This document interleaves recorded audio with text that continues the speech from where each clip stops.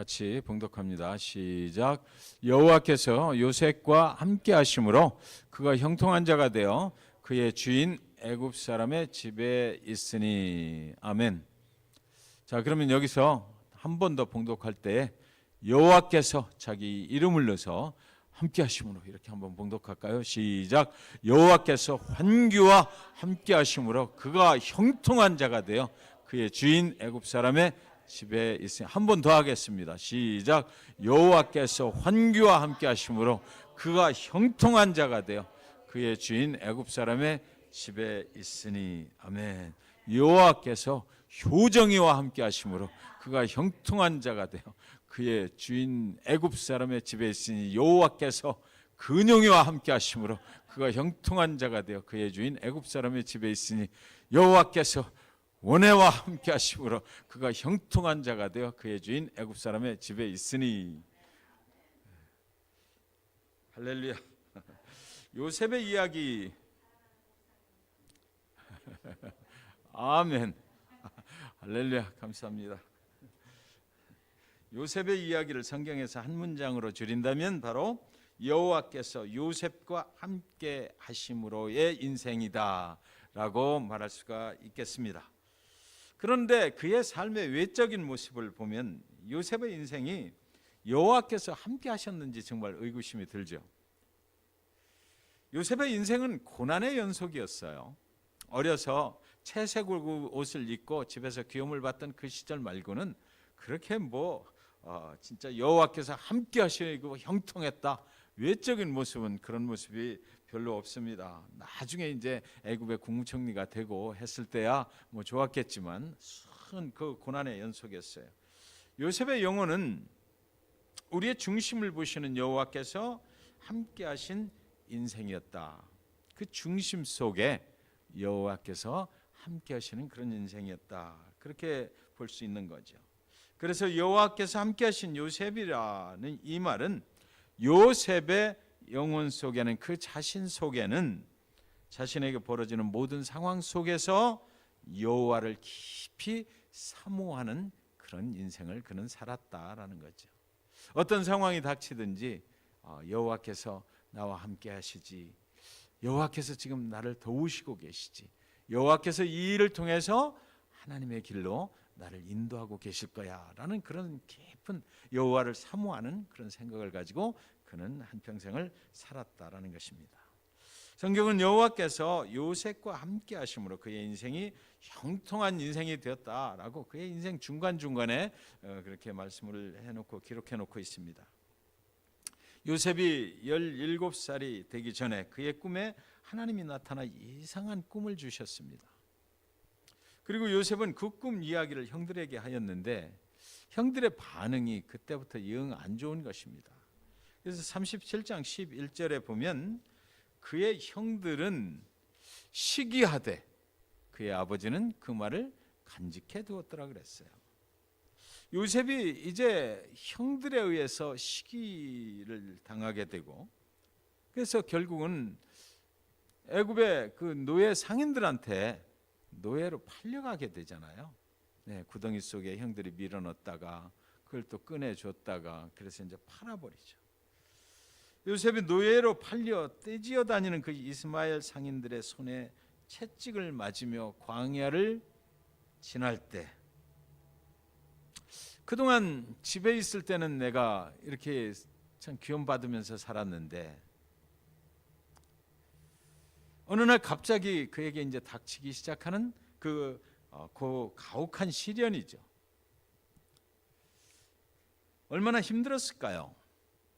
그런데 요셉은 그런 가혹함으로 표현되지 않고 있다는 것이 참 이상하잖아요. 그가 너무 힘들었다, 그가 끌려가면서 엉엉 울었다, 이런 이야기가 성경 기록에는 없는 거예요. 항상 여호와께서 요셉과 함께 하심으로 그는 형통한 그런 삶을 살았다. 다른 사람들이 보기에도 여호와께서 그와 함께 하심으로 그가 형통하구나라는 것을 보게 됐다라는 거죠. 그는 하나님의 은혜로 살았다라고 계속해서 기록이 되고 있는 것입니다. 노예로 팔릴 때 얼마나 두려웠을까요? 인간적으로 사실 그렇잖아요. 그러나 여호와께서 그와 함께 하심으로 선한 사람에게 팔려갔을 것이다. 우리는 이렇게 추측이 가능할까요? 그러나 성경에 기록이 없으니까 알 수 없죠. 어떤 악한 상인에게 팔려갈 수도 있고 우리는 알 수 없어요. 그러나 분명한 것은 성경의 기록을 우리가 믿으니까 여호와께서는 그와 함께 하심으로 믿는 거죠. 그리고 결국 이제 보디발의 집에서 종으로 살게 되는데 그 집에서도 인정을 받았다 이렇게 돼요. 창세기 39장 3절에 보면 그의 주인이 여호와께서 그와 함께 하심을 보며 그랬잖아요. 보디발이 보니까 그와 하나님께서 함께 하신다라는 것을 느낄 수 있었다라는 거죠. 또 여호와께서 그의 범사에 형통하게 하심을 보았더라. 상황이 어떤 상황 가운데 있든지 그 상황이 중요한 것은 아니죠. 그 사람이 거기서 삶을 살아갈 때에 누구를 보고 살아가느냐, 그게 중요하다는 것입니다. 아무리 어렵고 힘든 상황 속에서 있어도 그곳에서 오히려 정말로 그 어려움 중에 여호와만 의지하고 살아가는 그 모습이 더 은혜가 되잖아요. 그래서 보디발이 볼 때 저 사람 참 힘들고 여러 가지로 상황이 어려운데도 불구하고 신실하게 뭘 믿고 저러는 거야, 그런 생각이 들었다는 거예요. 아하, 저에게 여호와 하나님이 계시구나, 그는 신실하구나, 그런 걸 보게 됐다는 것입니다. 요셉의 일생에 큰 시험이 닥쳐왔죠. 유혹을 받게 됐어요. 보디발의 아내가 성적으로 그를 유혹한 것입니다. 그러나 그때 요셉은 여호와께서 그와 함께 하심으로 실족하지 않았어요. 또 그 고백이 어디에 있습니까? 창세기 39장 9절에 보면 같이 읽을까요? 시작. 내가 어찌 이 큰 악을 행하여 하나님께 죄를 지으리까 그랬어요. 당신의 아내를 내가 이렇게 잠을 자게 되면 당신에게 죄를 짓는 것이 아니다. 나는 내가 믿는 그 하나님께 죄를 짓게 되는 것이다. 나는 그럴 수가 없다라는 것입니다. 재판을 받아요. 이 일로 인해서 자기를 보호하기 위해서 보디발의 아내에 대해서 그는 언급할 수 있잖아요. 얼마든지. 내가 그런 게 아니고 그 사람이 나를 유혹한 것이다. 그래서 나는 거기를 빠져나온 것뿐이다. 나는 그 시험에 빠지질 않았고 유혹을 당하지 않았다라고 얼마든지 자기 변명을 할 수가 있었어요. 내가 성추행을 당했다라고 이야기를 해야 되잖아요. 그런데 그는 말하지 않았어요. 그의 육신은 세상의 재판정에 있었지만 그의 영혼은 하나님의 재판정에 있었다라는 것이죠. 우리가 세상에서 살면서 억울한 일을 당할 때가 많이 있잖아요. 내 생각에는 절대로 내가 이런 일을 당하면 안 되는데 분노가 일고 화가 날 거예요. 아마 요셉이 얼마나 참 인간적으로는 그렇지 않아요. 자기가 잘못한 거 하나도 없는데 자기를 성추행범으로 몰아가지고 감옥 속에 집어넣으려니 얼마나 억울하고 분노가 일어났겠어요. 그러나 그는 말하지 않았어요. 왜? 자기는 하나님이 최종 심판자가 되시고 그분이 모든 것을 진실은 그분이 알고 있다라는 것을 그가 알았기 때문입니다. 믿었기 때문이죠. 요셉은 그래서 악취가 나는 그 감옥에 갇히게 됩니다. 시편 105편 18절에 보면 읽습니다. 시작. 그의 발은 착고를 차고 그의 몸은 쇠사슬에 매였으니 그랬습니다. 어찌 이런 상황을 두고 여호와께서 그와 함께 하신다. 진짜 우리가 어디 감옥에 이렇게 가서 복음을 전한다 그렇게 해서 한번 생각을 해보십시다. 그래서 그 밖에서 복음을 전하는 것이 아니고 감옥 안에 들어가서 일일이 그 감방 안에 들어가서 그렇게 감옥을 그 안에 그 죄수에게 갇혀 있는 사람에게 복음을 전한다. 우리가 들어가서 그에게 당신이 여호와 함께 하십니다. 좋습니다. 이렇게 얘기해 보셔요. 말이 됩니까? 거기서 맞고 나오게 될 거예요, 우리는 아마. 그러나 요셉은 이 상황 속에서 여호와께서 그와 함께 하셔서 그의 인생이 형통케 되었다라는 그 믿음 가지고 살고 있었다라는 거죠. 그 상황을 그대로 하나님이 인도하시는 상황이다라고 믿고 받아들였다라는 것입니다. 요셉은 한 번도 그래서 하나님을 원망하지 않았어요. 오히려 감옥에서도 여호와께서 그와 함께 하심으로 인정을 받고 관리할 수 있는 자리에 또 올라가게 되잖아요.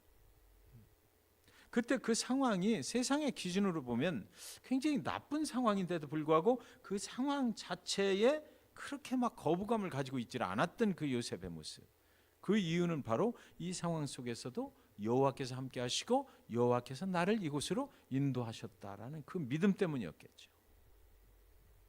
어느 날 그래서 바로가 이제 꿈을 꿨는데 그 바로의 꿈을 이제 해석할 수 있는 그런 기회가 요셉에게 찾아옵니다.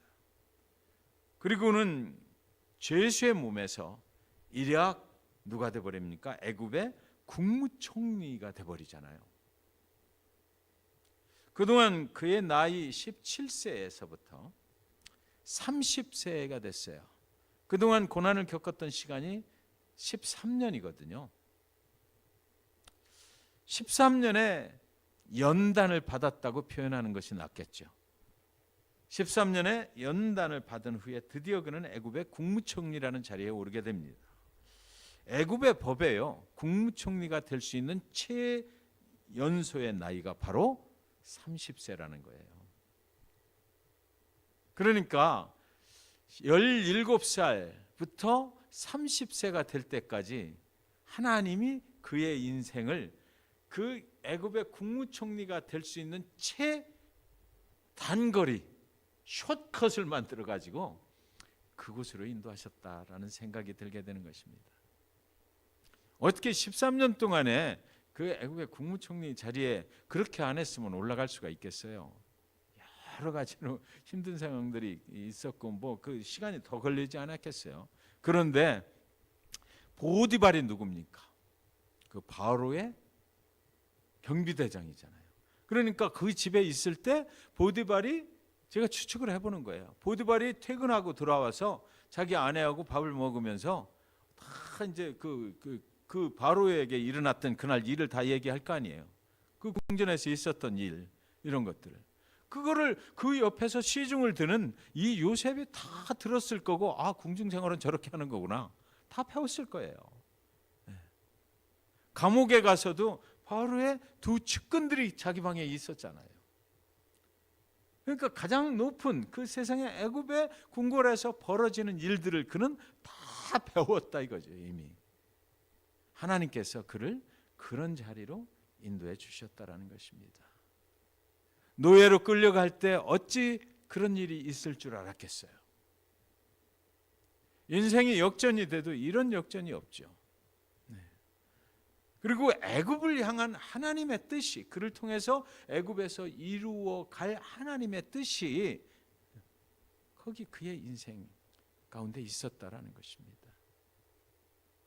그것은 바로 하나님의 인도함이었다라고 밖에는 다른 말로 표현할 길이 없다라는 거죠.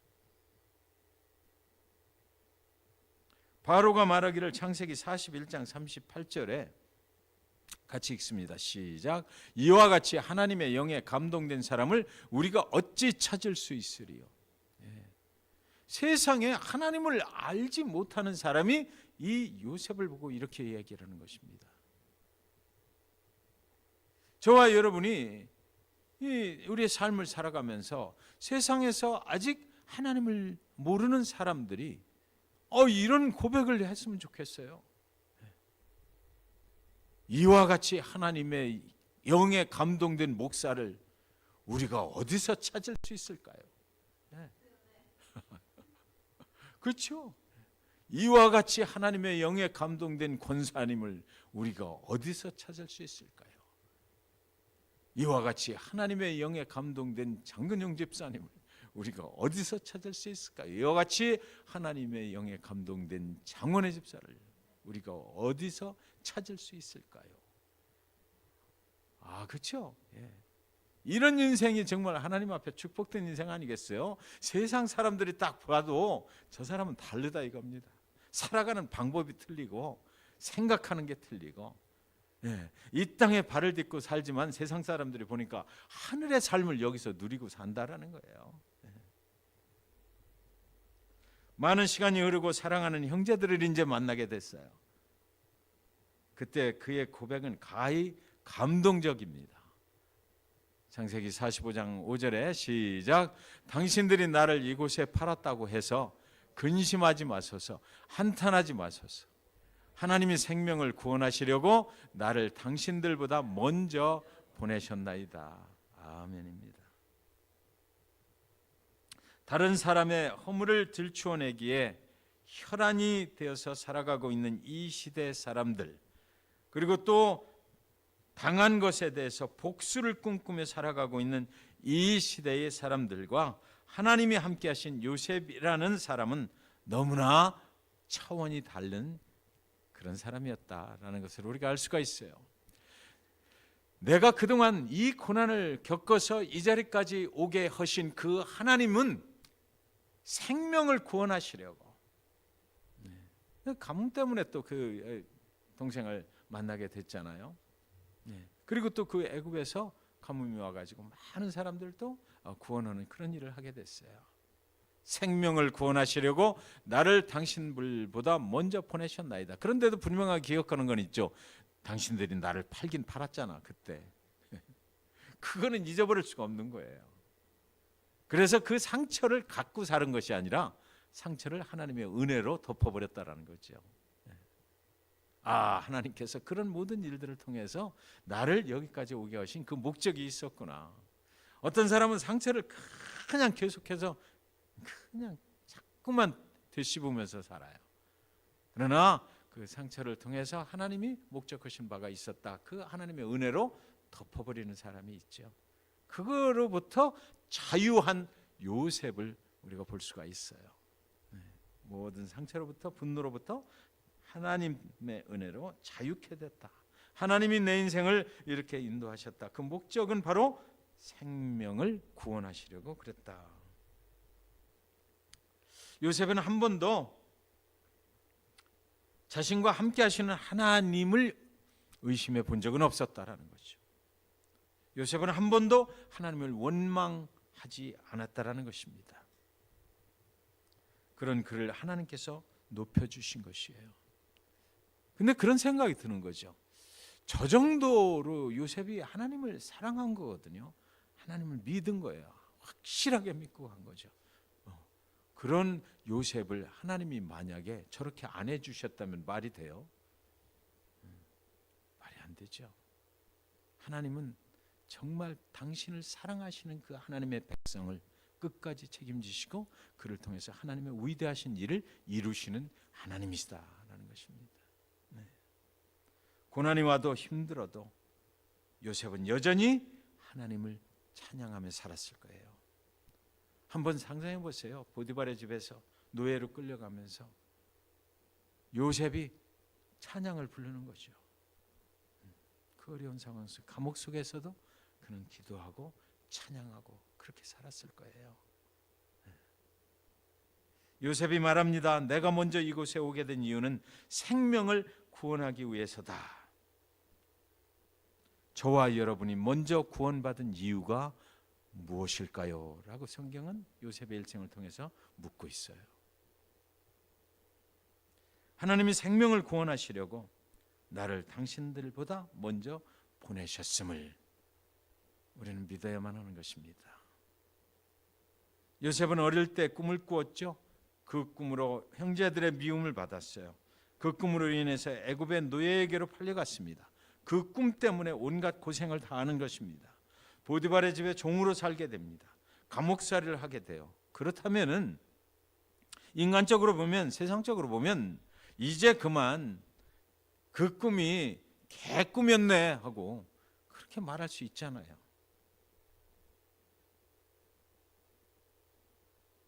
그 꿈은 내 인생을 망치는 꿈이었구나 라고 그렇게 그 꿈을 해석할 수도 있었잖아요. 우리 같으면 아마 그렇게 했을 것 같아요. 그런데 요셉은 그러지 않았어요. 그리고 정말 그 꾼 꿈대로 이루어진 거예요. 나중에 13년 후에. 그렇게 긴 세월은 아니었던 것 같아요. 저와 여러분은 지금 무슨 꿈을 꾸고 계십니까? 무슨 꿈을 꾸길 또 원하십니까? 돼지 꿈을 꿔서 로러리 복권에 당첨되길 원하시나요? 무슨 꿈을 꾸십니까? 우리가 무슨 꿈을 꾸느냐에 따라서 우리 인생이 바뀌죠, 사실은. 그렇죠? 우리가 무슨 비전을 가지고 사느냐에 따라서 우리는 그 비전을 따라가게 돼 있다고요. 우리 교회에 하나님이 주신 비전이 뭐예요? 하나님이 주신 꿈이 뭡니까? 그 비전이 하나님으로부터 온 것 분명하냐라는 거죠. 우리의 확신이, 그런 확신이 있느냐라는 것입니다. 우리 가정을 향한 그 꿈을 주신 분이 하나님이시다. 그 비전이 바로 하나님께로부터 온 것이다. 내가 거부가 된다. 내가 이 사업을 잘해가지고 진짜 막 보란듯이 사는 그런 거부가 된다. 그렇다면 질문이 생기죠. 그것이 하나님이 주신 거냐라는 거죠. 하나님이 주신 꿈이라면 하나님이 그를 거부가 되게 하셔서 하나님의 목적을 이루어 주실 거고, 그것이 하나님이 주신 것이 아니라면 나 혼자 그렇게 가야죠, 그 길을. 그것이 중요해요. 비전이 정말 하나님이 주신 것인가, 그 확신이 내 안에 있는가. 우리가 뭐 청년부 이렇게 오고 그러는데 그런 의구심 속에서 확신을 갖지 않으면 이 일은 못하는 거지. 저들을 보내신 분이 하나님이시고 저들을 통해서 하나님이 이 일을 이루실 것인가라는 그런 확실한 그 확신이 내 안에 있을 때, 우리 교회 안에 있을 때 하나님이 함께 하시고 하나님을 믿고 갈 수 있고 하나님의 능력으로 하나님께서 그 비전을 이루어 주신다는 거죠. 그것이 없이 우리가 의구심을 가지고 있으면 사실은 굉장히 어려울 거예요.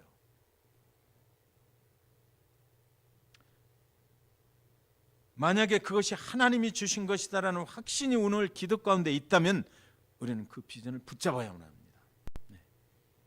하나님이 하시니까 나는 가겠습니다. 하겠습니다.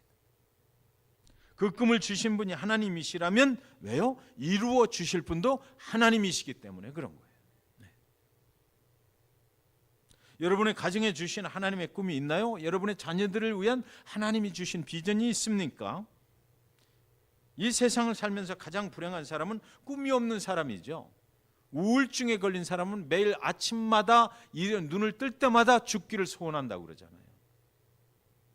소망이 없으면 사람은 죽는 거예요. 비전이 없으면 죽는 거예요. 그런데 그 비전이 세상으로부터 내가 만들어낸 비전이 아니고 위대하신 하나님이 주신 비전이라면 얼마나 복된 삶이냐고요. 그 사람의 인생 그 비전 붙잡고 가면 그 비전을 주신 하나님께서 그 일을 이루어 주신다고. 우리 가정에 우리 자녀들을 향해서, 또 우리 교회를 향해서, 우리 교회 사역을 향해서. 그래서 우리에게 주신 소망이 있다면, 그 꿈이 있다면, 하나님이 주신 거 확신하다면 그것은 바로 우리는 결코 그 꿈을 이루다가 죽는 일은 없다라는 것입니다. 하나님이 하시는 거예요. 요셉이 얼마나 죽을 것만 같은 그런 고비에 있었습니까? 그러나 괜찮다는 것입니다.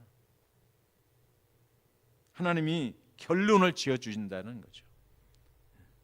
하나님께서 우리에게 꿈을 주셨어요. 생명을 살리는 꿈입니다. 그죠? 너희를 먼저 구원받게 한 이유가 무엇이냐?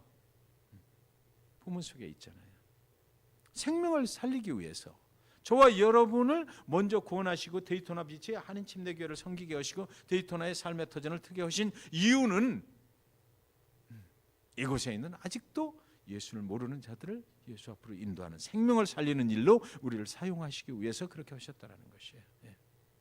여러분, 만약에 예를 들어서 우리의 자녀들이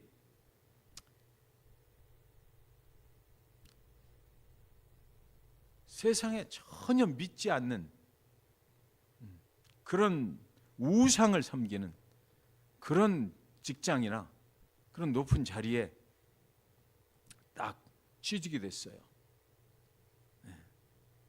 우리가 전혀 그거는 생각지도 못했던 건데 정말 막 출세하는 거야. 그렇게 세상적으로. 그랬을 때 그 앞에서 아이야, 다시 한번 생각해 보지 않을래? 너는 그곳에 가면 믿음 생활 못 할 거야. 너는 그 직장 잡으면 절대로 믿음 생활 할 수 없을 거야. 우상을 섬겨야 될 거야. 그런 말을 우리가 할 수 있을까요? 거기는 돈을 많이 주는 데고 세상에 아주 높은 자리예요.